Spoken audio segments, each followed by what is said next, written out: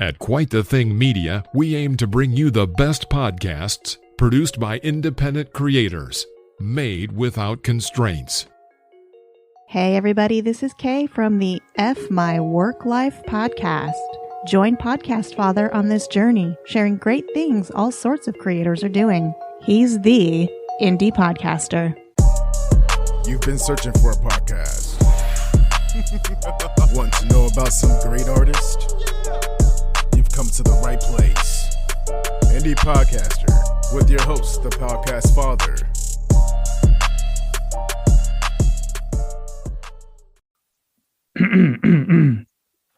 Mama made me mash my M&Ms. Welcome to another episode of Indie Podcaster. I'm your host, Jeff, aka Podcast Father. Torch the Poet joins me. Sorry, Torch. I was warming up my vocals, brother. Oh, man. Ain't nothing wrong with that. Oh, what's up to everybody? Shout out to you, Podcast Father. Appreciate you having me on, brother. Everything's going great, I assume. Absolutely. Torch is from Chicago, but now lives in a retirement community in Florida. Soaking up the sun. Soaking up the sun and podcasting my butt away for the Crow Show. And representing the Take Flight Squad and how we, as Jeff likes to call us, the Take Flight Posse. And, we're dropping gems about everything that's taboo. So check us out every Thursday, 7 p.m. Eastern Standard Time. And get on Twitter Space.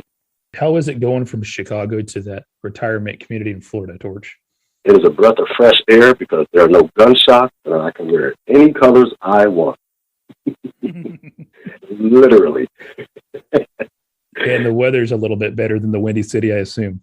Yeah, there's no shoveling of snow, and I can put away the winter coat, no moon boots, and go out there in shorts. Shirt off and shorts on, having a good old time. Don't try it the other way now; you might get in trouble. Torch does take care of a lot of dogs, though. So there is a lot of shoveling shit.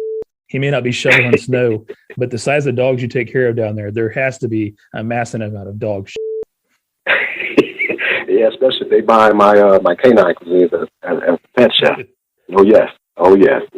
My canine son eats good, and my customers' fur babies, they eat just as good. So I'm thinking about getting a pooper scooper to send to each customer who spends over $100.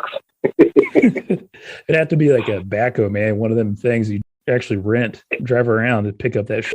Anyways, man, let's talk about the podcast that we're going to interview today, Playlist Wars. Brian and Gomez do the podcast. I talked to Brian. So this is a really cool concept, Torch. I know you're familiar with it too. They're in our indie podcast community, let's say. Pick one topic or something like Queen. They lay out their top songs from that artist. They have three people on there, usually the two of them, and they have a guest, and they debate on the ranking of their playlist. And they let the people decide. What an awesome concept. Yeah, I really, really dig that. My uncle, he's a professional DJ. I really like the fact that when you get your audience included, you make them feel as though their input matters. And what a way to really, really bring in and draw in your audience and a wider audience as well. Brilliant. It's an awesome interview because it really highlights their skills as content creators. You have to be really creative, come up with a concept like this and execute it. It's incredible. Yeah, I agree. And if you guys didn't do it first, I would have got all that shit. Yeah. I know, right? It's one of those things where you're like, damn it, why didn't I think of that? Exactly. Exactly, bro. But they got it. Yeah, they got you, man. They got you. Big money. Mm-hmm. All right, well, let's dive into this interview, Torch. But before we do that, I'm going to take care of a little business. You know how we do. Jeff here. I want to talk about a few things that keep this podcast going. If you like the work that I'm doing, I encourage you to share it with a friend. That really is the best way to spread the word about Indie Podcaster. I would love it if you would go to your favorite podcast listening platform, may it be a Apple or Good Pods, and leave me a rating. Throw me some stars if you would like. All that word of mouth and sharing reviews of this podcast does help. This podcast and myself are a proud member of Quite the Thing Media. Quite the Thing Media, podcasts that speak to you. Go check out all the great independent creators from around the world. It is a community-based podcast network. Check it out. It's great. QuiteTheThingMedia.com. If you want to check out my page, it's QuiteTheThingMedia.com/podcastfather. You can request a review from me on site or submit a form to participate on this very podcast. Check it out. I highly encourage you to download and listen to your podcast on the Good Pods app. This app is awesome. You can see what your friends and influencers are listening to. They've got groups for all your interests. I've got 2 groups I highly suggest you check out. I've got the Indie Podcast group. I've also got the True Crime Obsession group. If you're an indie podcaster, Good Pods is for you. They've done crazy amount of things these last couple of months to reach out and help indie podcasters. They've got tip jars on there for your podcast. They've got performance charts that are based just on independent podcasts. Make sure you download the app and check it out. Podpage is a proud sponsor of this podcast. Podpage is an amazing resource to build your podcast website. You want them big search engine hits. You want to be out there. You want to leave your mark in the digital world. And this website makes it extremely easy to do that. You can set up your podcast website in just a few minutes. Make sure you check it out, podpage.com. That's enough of all that. Let's jump into this awesome interview. I'm super excited about this interview today. I've got Brian from Playlist Wars. How you doing, Brian? I am doing great. Thank you so much for having me on the show, Jeff. Really excited to talk with you today. So you made the comment before we actually started this interview that you finally get to see the face. You even made a joke if I had the priest outfit on. Yeah, you don't look like the avatar as much because I don't see the crown. It's headphones and a hat, but I'm going to let it slide for today. Yeah, I'm just some grumpy old man. My Twitter picture is much cooler than my presentation. Anyway, I'm glad to have you, man. Connected with you guys. It's probably a while back now in the beginning stages of me getting involved on Twitter. Got on to your podcast pretty early. I'm trying to remember which episode I listened to first, but nevertheless, I've listened whenever I can. Honestly, you guys have a great podcast. So I'll give you the floor and let you talk about what you guys do. All right. Well, we are called Playlist Wars, and the show is co-hosted by myself and my best friend of 25, probably closing in on 30 years now, Gomez. And we basically have a pretty simple format. Each episode, we bring on one guest, one person, and we pick a topic, a band, or an artist, and we each go and separately create a 10-song playlist that we feel best represents that artist. And after we do that, we come on the show together and we reveal them one by one in a roundtable format. We don't share any picks before we talk because we want the show to be organic. We want it to be an actual conversation between friends. We want there to be shock. We want there to be, are you kidding me moments? And if we already know what everybody's picking, you can't do that. So we make sure we plan it all out in advance, and then we bring our lists and we make a case for why our playlist best represents the band. And we go into a roundtable discussion about it. We talk about why songs did make our playlist, why something didn't. And it turns into a fun conversation where we can go into depth about the songs we're choosing, why they resonate with us, why they don't resonate with us, as well as dropping in fun facts, because I am a 40-something year music nerd. When kids were playing with toys growing up, I was in the record store buying cassettes. When video games were the rage, when NES, I'm sure I'm going to date myself immediately, but when Nintendo first came out, sure, I love playing Nintendo, but I always had the sound off because I had the radio cranked up to 10. Gomez is the video game movie nerd. So he brings music. He comes from music from that angle. So it's always something different. And the guests we bring on, we try to bring on guests that are passionate about either the topic or band that we're talking about, because we want it to be something where people are not struggling to find 10 songs they like by an artist. We want them struggling because there's way too many songs that they could possibly choose from. We want that angst and that, oh my God, I can't believe I had to leave this off my playlist. I think what's really cool about the podcast, besides you and Gomez going back so long, there is a competitive spirit to it. This roundtable format that you're talking about, the banner that you have, it does get a little competitive, does it not? It's certainly competitive, but it's competitive with asterisks around it because we all know that we're giving our opinions. When we're talking about the music, we do our research and we'd like to bring as many facts about the songs that we're choosing, where they landed on the Billboard charts, how they placed, if they were on soundtracks, if they were in movies, in video games. So we do our research to bring facts to the table. But our arguments for the songs are opinions. And we respect the fact that if someone disagrees, it's not a personal slight. They have a different opinion. And that's kind of the beauty of it. But we are friends of 30 years. So there is going to be some of us, we're going to go at each other a little bit because we're friends. And the guests that have come on the show have fallen right into that spirit. And they'll dig at us and we'll dig it. But it's all in good fun because we know we're just giving our opinions. And at the end of the day, we also ask our listeners to vote for which one of the three of us, quote unquote, got it right.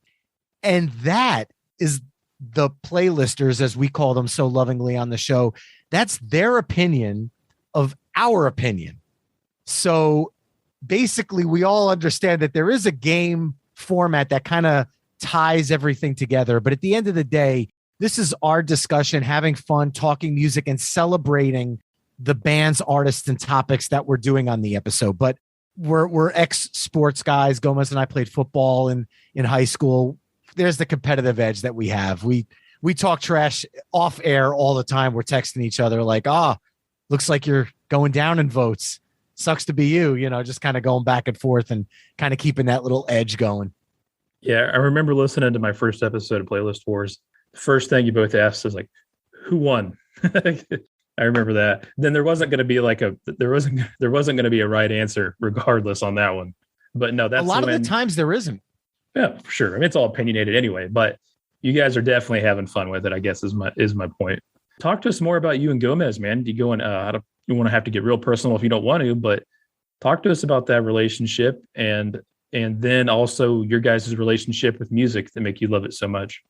Sure. Well, Gomez, I actually met Gomez because my senior year in high school, I got called down to the principal's office, and that's never a good sign.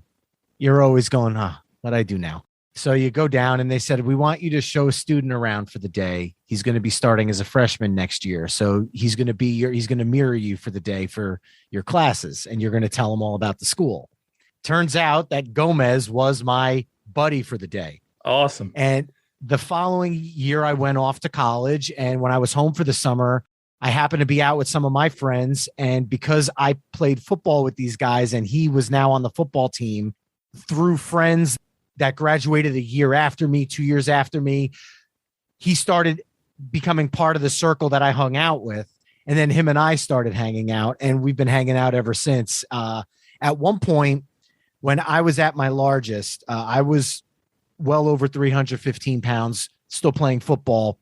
I could hand him my ID and he could get in showing my ID because we looked like identical twins.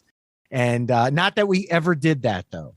I just want to make that very clear. We never did it, but we could do it if we wanted to. Gotcha. But with the music part of it, if you hang out with me, music is part of the equation. It's kind of all I talk about. It's what I listen to. It's my most passionate thing. When we go hanging out, we go places. I always got going back into the 90s. I always had a book of discs that I bring along with me in the car. Yeah, I would judge people. I'd be like, "Oh, you got a CD book? Let me go through these here. Oh, you have that." I mean, I would judge ex-girlfriends. I would flip through the CD book going like, "Ooh, I don't know if this relationship's going to work. I can't believe you own this." Now, we started going to concerts together. And like I said, now we both have families, wives and kids. And we've been able to maintain that friendship throughout all these years. And probably about 8 months ago, he started saying to me, "Dude, I want to try a podcast, but I don't know what I want to do with it yet. I'm throwing around these different ideas." And at the time I was doing another music podcast, And I said, well, I have this format, but it doesn't fit what we're doing right now.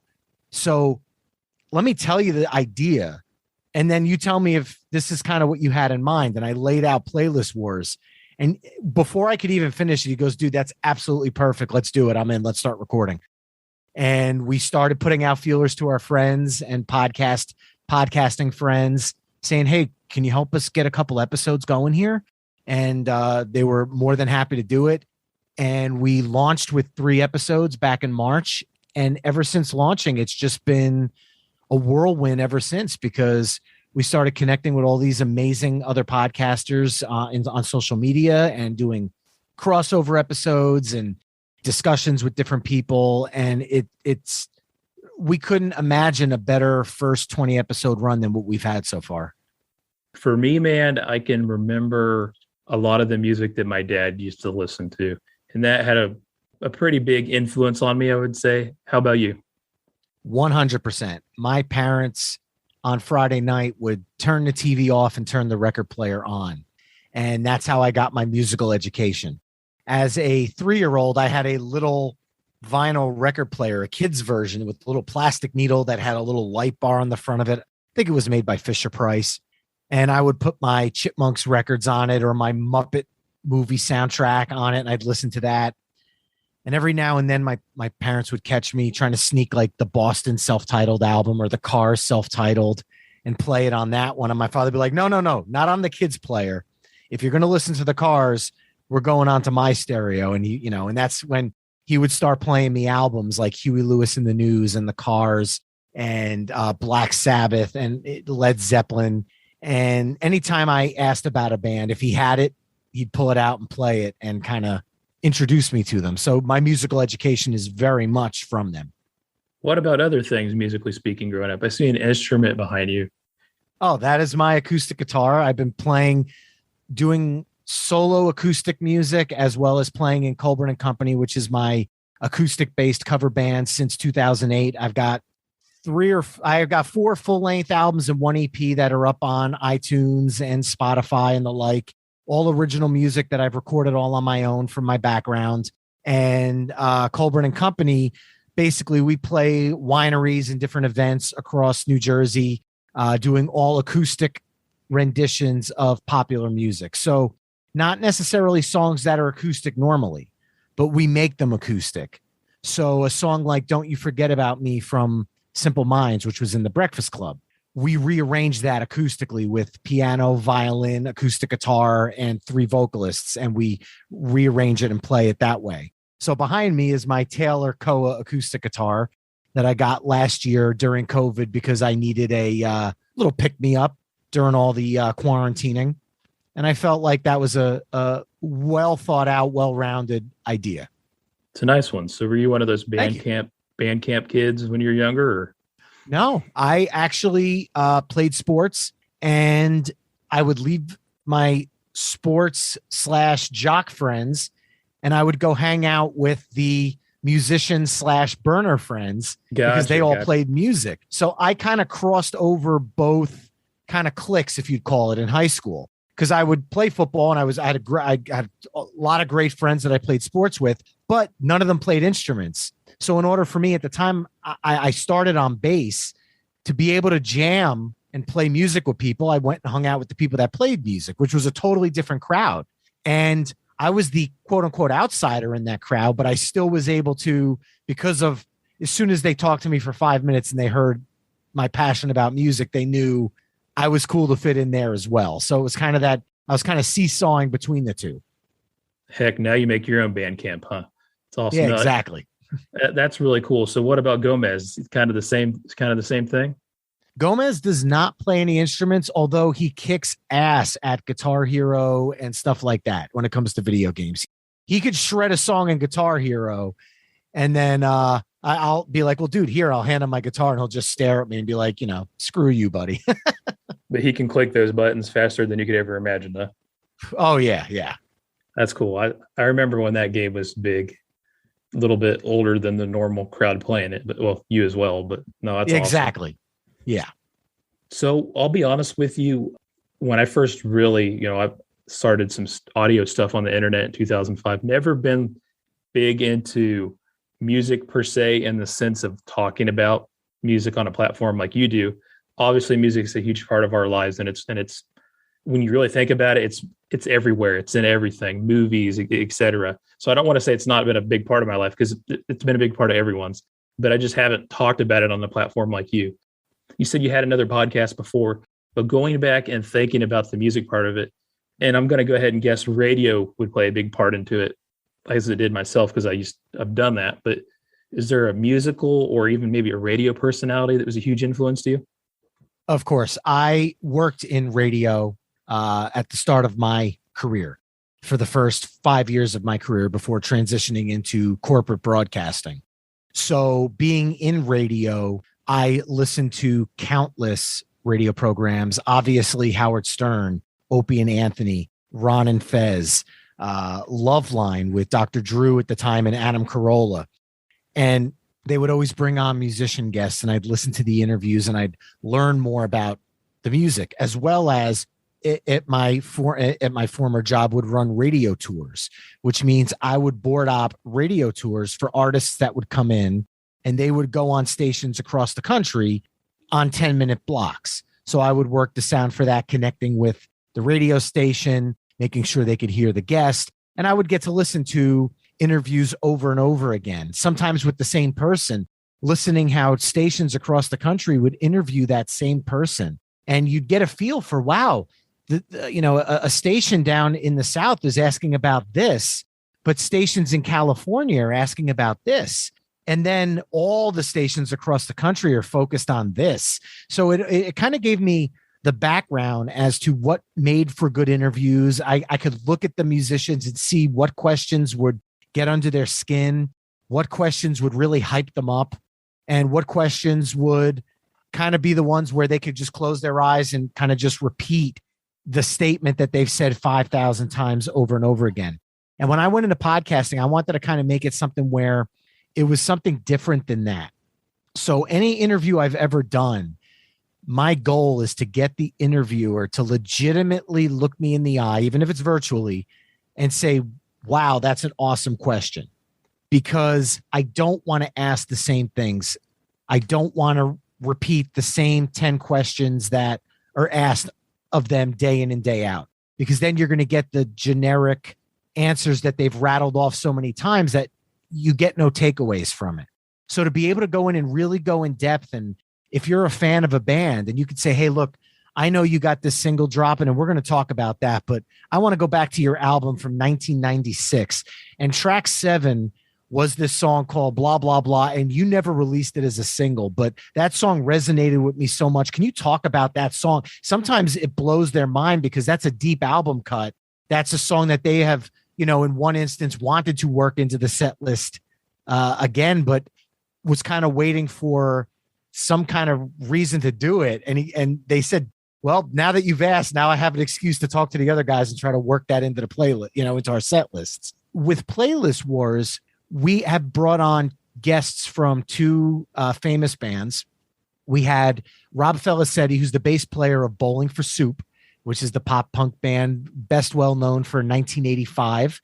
And we've had John Laurie, who's the drummer of Tantric, and they're known for their hit Breakdown back in 2000. John's come on twice. He's a friend of mine outside of music and outside of podcasting. And he came on to do 2 different episodes. One was Eric Church, which was our second episode that we put out. And the other one was Led Zeppelin. And then with Bowling for Soup, when we were talking with their team, I said, look, I don't want to have Bowling for Soup talk about another band. I want someone from the band. I want to battle them.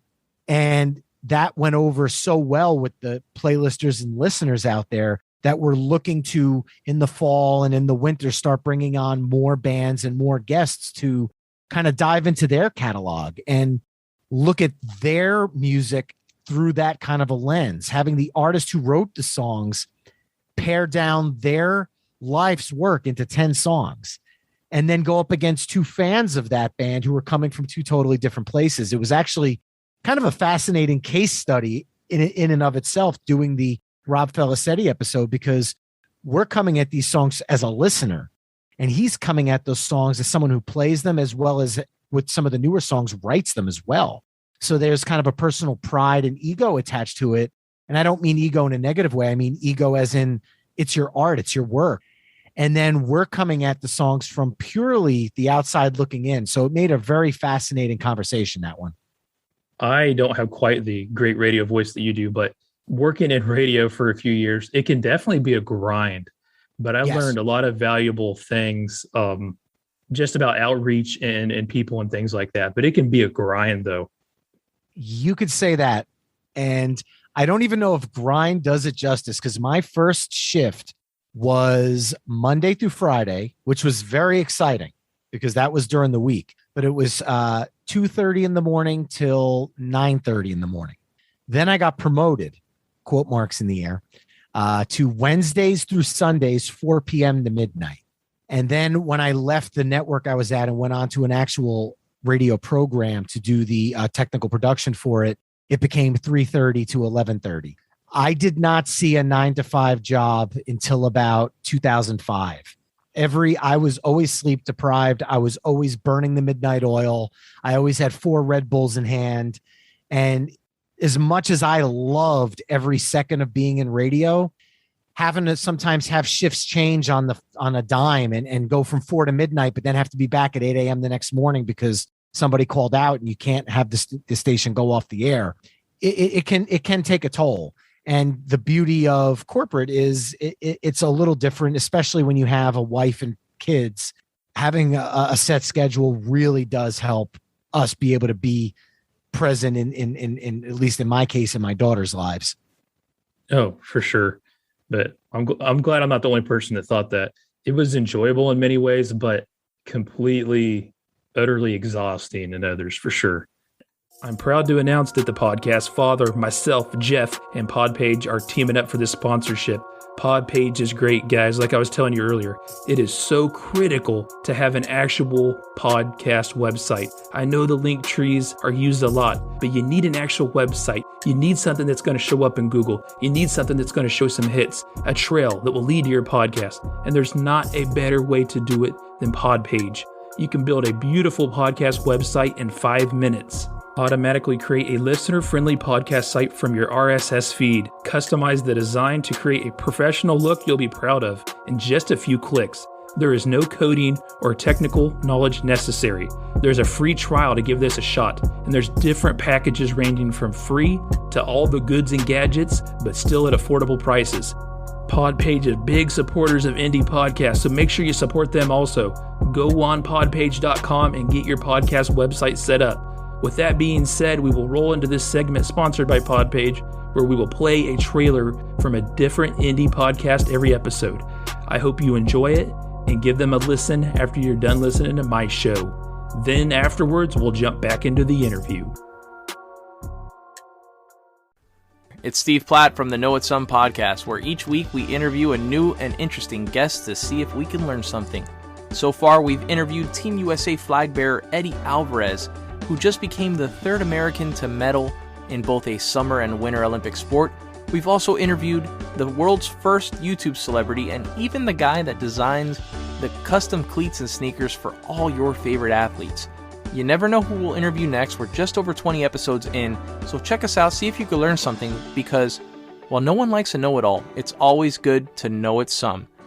The Know It Some podcast, new episodes every Tuesday. For me, I talked about my dad earlier. It was a lot of the Who. So you've mentioned one. What are some other things you grew up on that you've introduced to your kids? Is there anything that you've carried on from your dad to your children?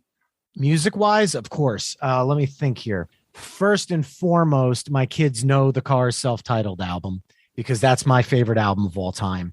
But what I'm doing is taking kind of a different approach because I have 2 daughters, and because of such, what they see on Nickelodeon and Disney, they get a lot of the pop music and a lot of the stuff aimed at kids, where a lot of parents would say, no, let's listen to this and try to kind of force feed them the music that they grew up with. I kind of embrace what they listen to, but at the same token, use opportunities to slide the music that I listen to in.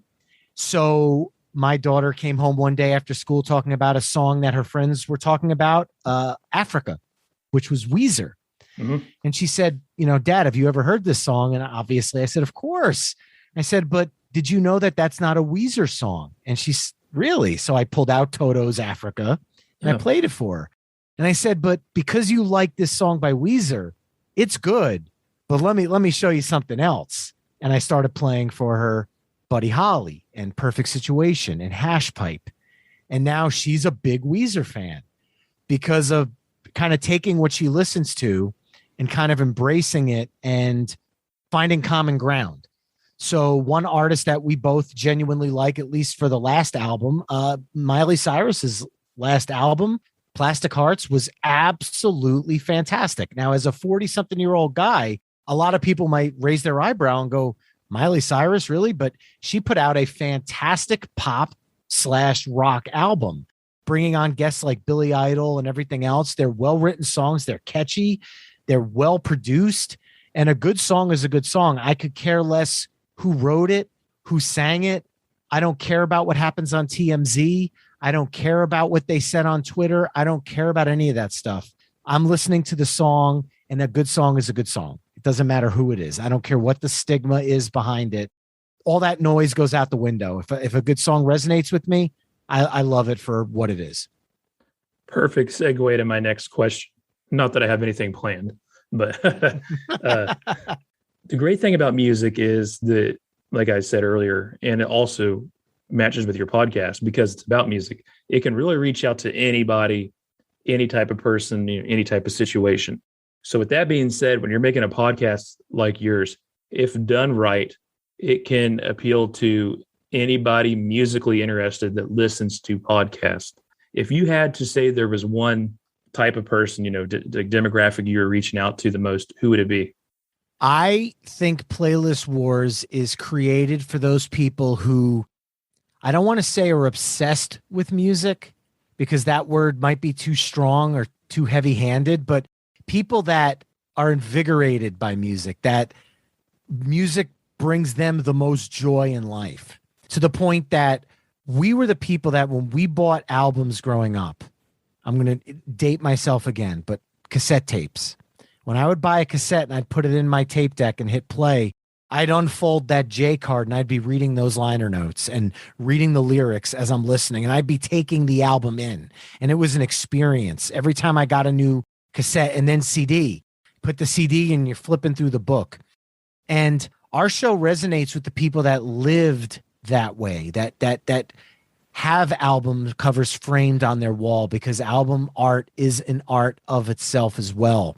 It's tough I look at our demographics and I see that the Spotify generation is not our target audience because they didn't grow up with that experience. They just kind of hear songs on curated playlists, which is kind of like radio.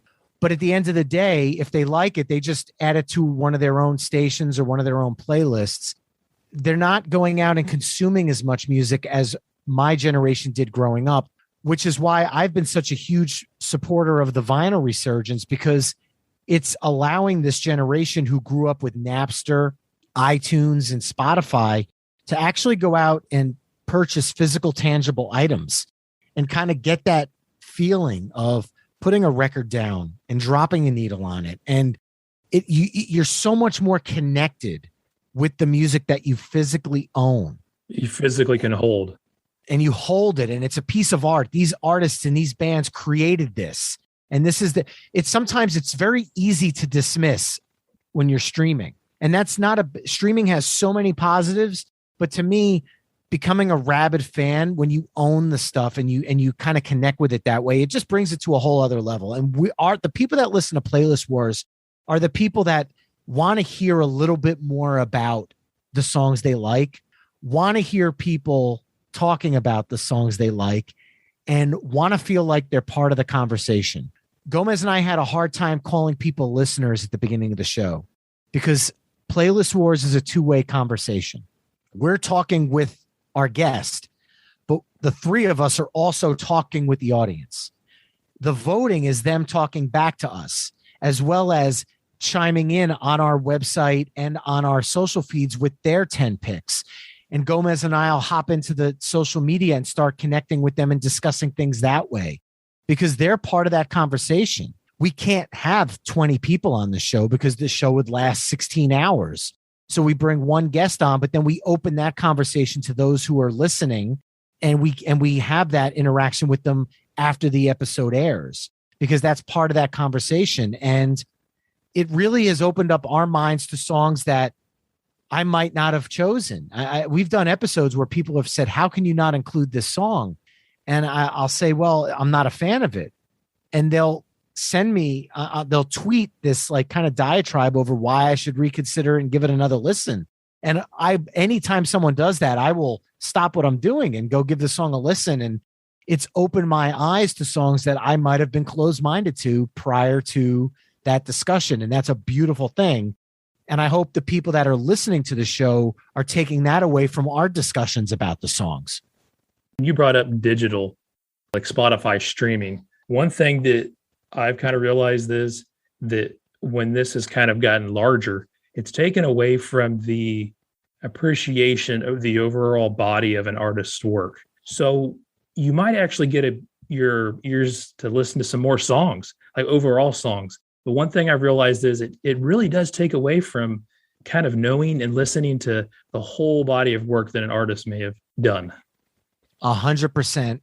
Streaming is the art of the single. People hear the singles. That is why when artists are putting out an album, when I was growing up, they'd put out one song before the album was launched. And you'd have to go and make a choice to buy an album. Mm-hmm. A cassette at the time was $8.99 or $9.99. And a CD was $13, $14. And you were making that choice to buy it based on one song.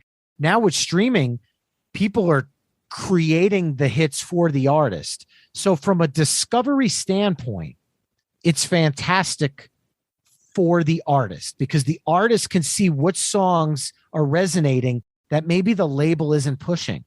Maybe the radio stations aren't promoting, but there's a song that all of a sudden is growing in streams because it's resonating with people.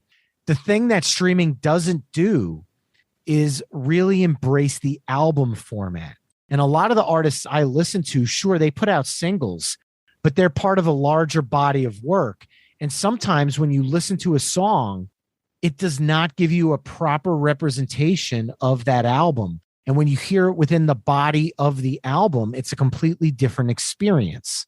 I'll give an example. The Foo Fighters' latest album, when they dropped the single Shame, Shame off of Medicine at Midnight, people lost their minds. They're like, what is this? It's like one chord.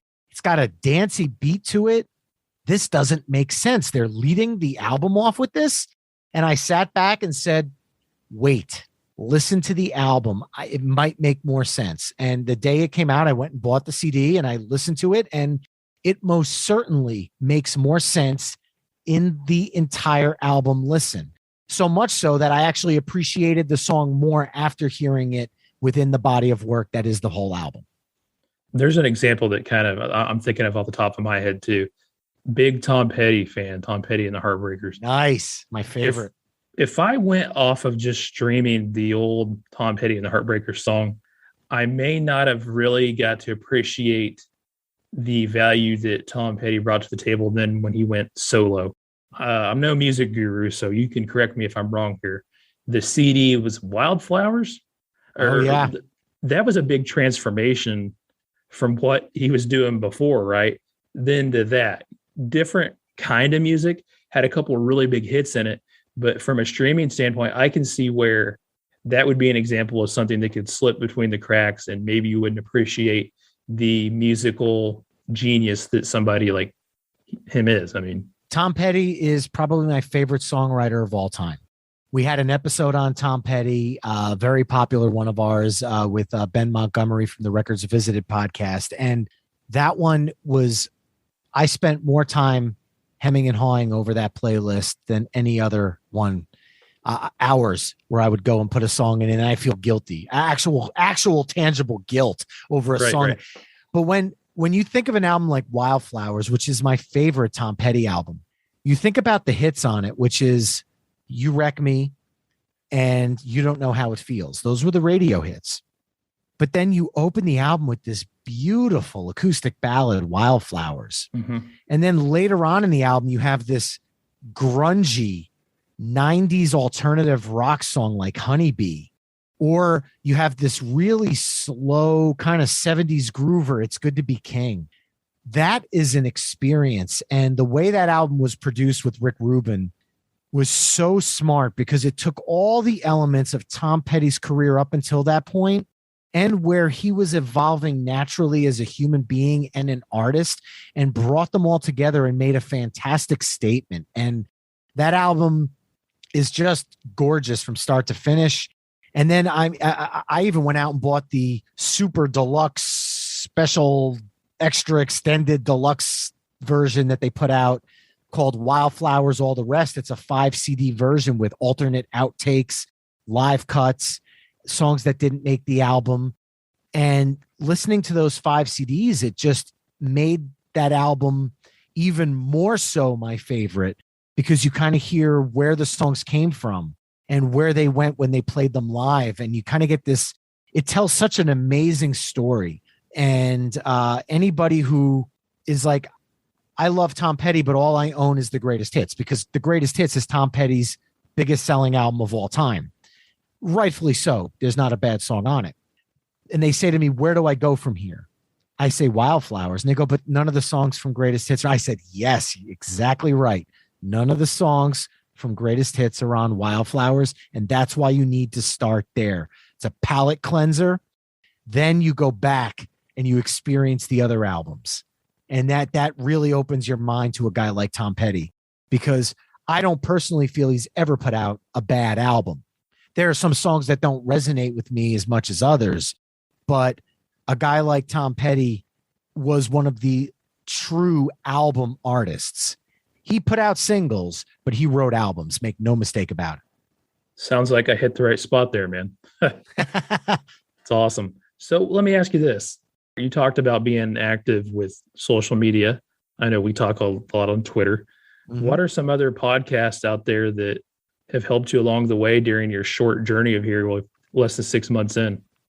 Oh man, I could go on and on and on. I will first mention our friends at She Will Rock You, which we just released a fun Queen episode with.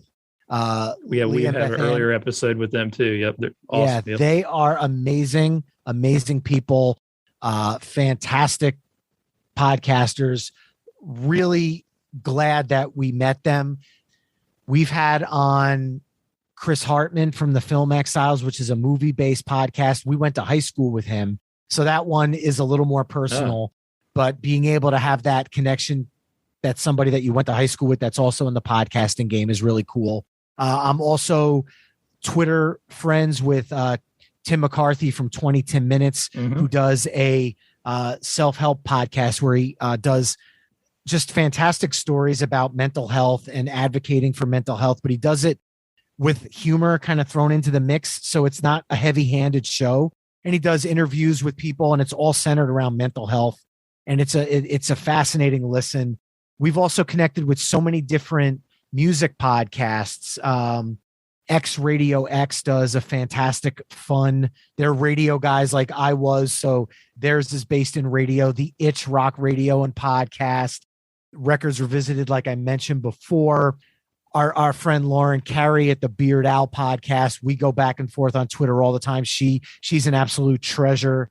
Patio Slave. I mean, there are so many different podcasts that we go back and forth with. I feel like I'm going to insult somebody by not mentioning all of them, and I would feel pretty guilty. Made You a Mixtape.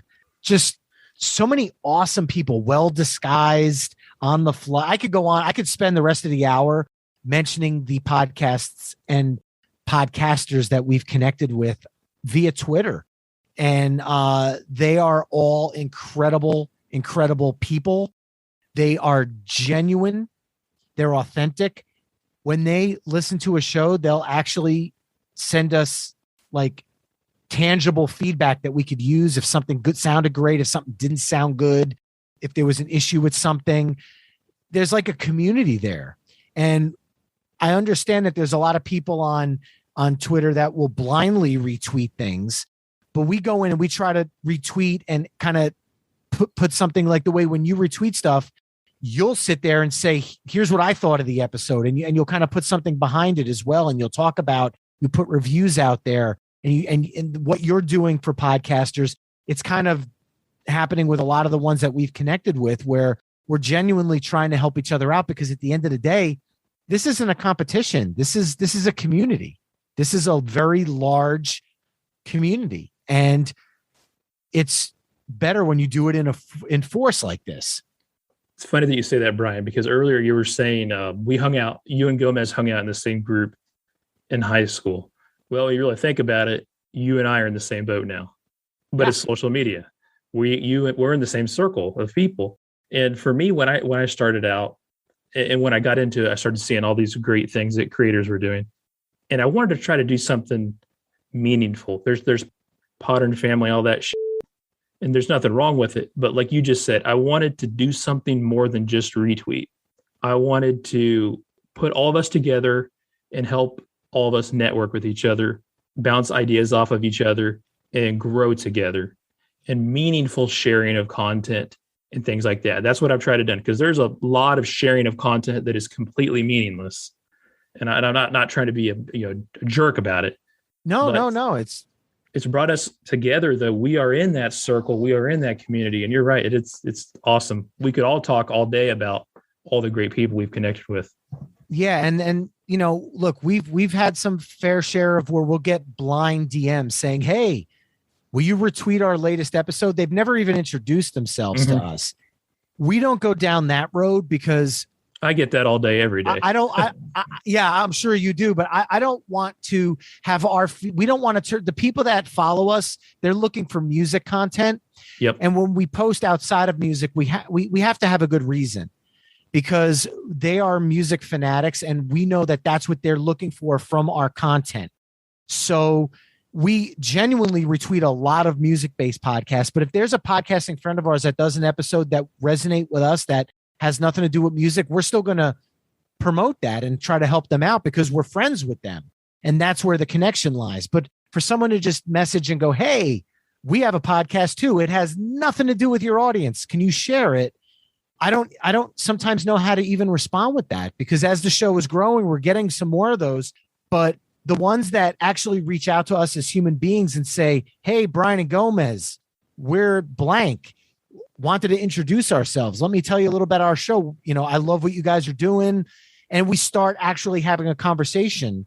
And I've guested on a few podcasts that are not music related now, based on just these friendships that we're making online with these other podcasters. Because at the end of the day, again, we can all help each other grow our shows, because at this stage of the game, at the indie level, this is the same thing musicians are doing when they put 5 musicians together on a bill and they do an acoustic roundtable. All the people that come to the show get to experience all 5 musicians. And this is kind of the same thing, only digitally and virtually, where we're more than happy to share another music podcast, because if someone likes our show and we're a fan of another music show, we want our listeners to experience that as well. Because look, we're not trying to say we have to keep all of our listeners to ourselves. We want people to listen and have that conversation and enjoy the podcasting world with everybody, because there's so much great content out there. We're just thankful that people take any time out of their day to give our show a chance. And we're not going to sit there and try to steer them away from other content. We're going to embrace the other content, because we have this kind of a niche with the Playlist Wars, but She Will Rock You does rock history. We don't. So for somebody that likes that part of it, by listening to their show followed by ours, you get 2 different types of the same conversation. And we tried that experiment with the Itch Rock Radio and podcast, because Aaron from the show came on Playlist Wars and we did a Weezer episode. And then the following night, I went on the Itch and we just did a Weezer discussion, talking about the albums that they put out this year, Van Weezer and OK Human. And we discussed those, as well as the 25th anniversary of Pinkerton. It seems like when we put the episodes out, we did it simultaneously. And a lot of people messaged us afterwards saying that was kind of cool, because I got to listen to your show and I enjoyed Aaron. Then I went on their show and now I've discovered the Itch. Now I'm going to listen to their stuff as well. And had we not done that, we might not have crossed over listeners. So it's a really good thing to be able to network and work with these other podcasters and help grow all of our shows simultaneously. Absolutely. And, it's the same thing here, that the feedback is great when I hear that now I'm going to go listen to this podcast. But I've been involved in marketing for a long time. And when you're talking about retweeting and making sure that goes in front of the right people, billboards used to be the most effective thing. I mean, they were bigger than radio at their prime.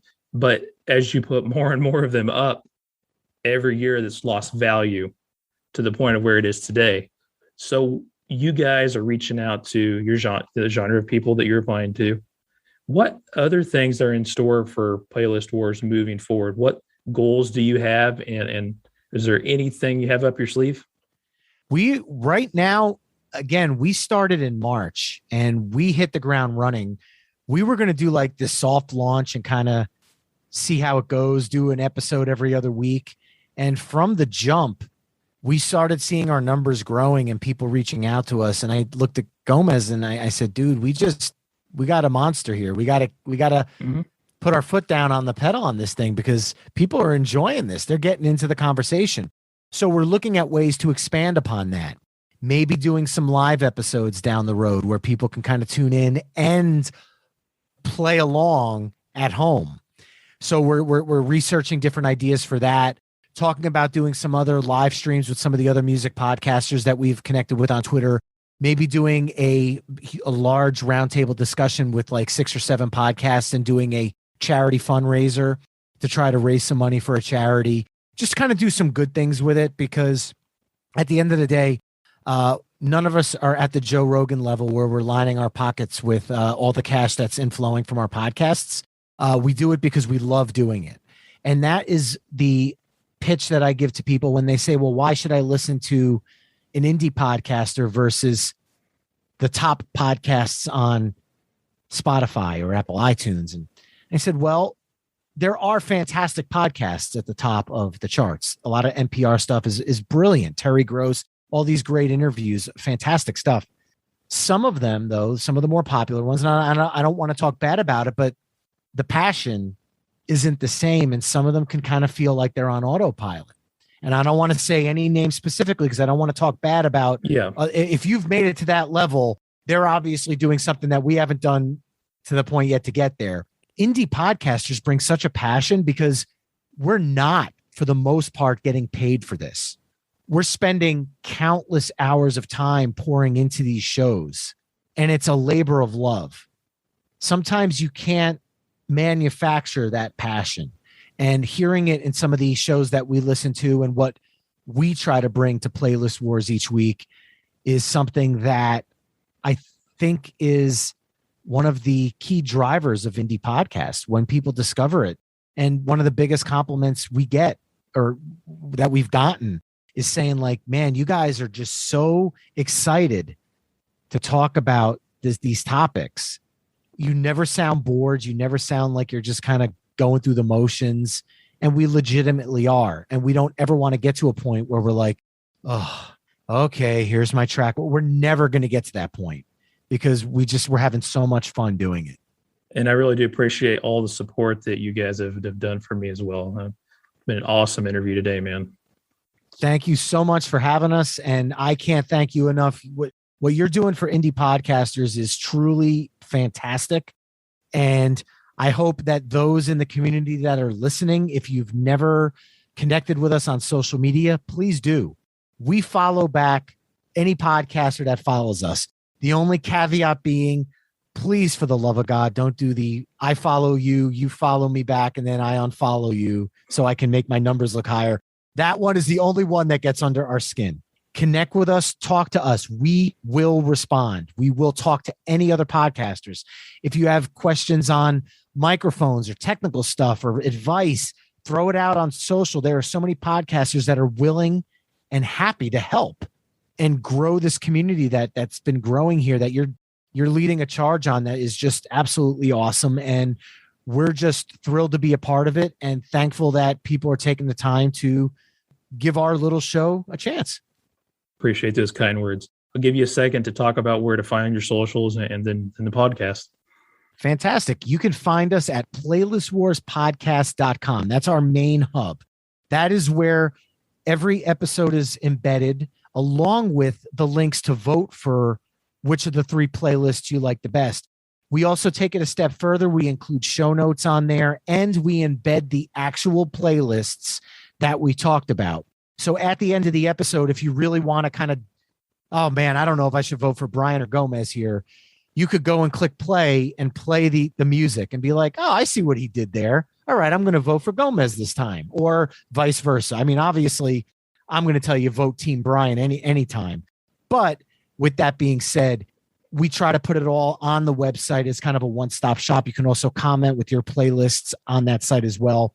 We are also on Instagram at Playlist Wars Podcast. We are on Facebook and Twitter at Playlist Wars. Follow us anywhere on Twitter. If you follow us, or on Instagram, we will follow back. We will connect with you. We will engage with you. We are not there just trying to build up a number of followers. That means nothing to us. I would rather have 30 followers that we have a discourse and a dialogue going back and forth with on a daily basis than 10,000 followers that couldn't give a hoot about what you're talking about. Yeah. So we're not about trying to just build up a number for an arbitrary sake. We genuinely want to connect with other podcasters, learn from them. Hopefully, maybe if they take away something from our show and we can help them grow, and vice versa, because that's what we're all about. We're about having fun and enjoying this community that we're a part of. Thanks again, Brian, man. It was an awesome conversation. Keep in touch. Same with you, man. And anytime you need help, we are there for you. And thank you again for having me. I'm always here for you too, man. No problem. Really do appreciate you listening to this episode and checking it out. I hope you continue to do so with the next. I hope you have an appreciation for what I'm trying to do here. Highlight all the different things all sorts of different creators are doing. I hope you get behind me on that and continue to join me on my journey. I'm Podcast Father, the Indie Podcaster. See you next time.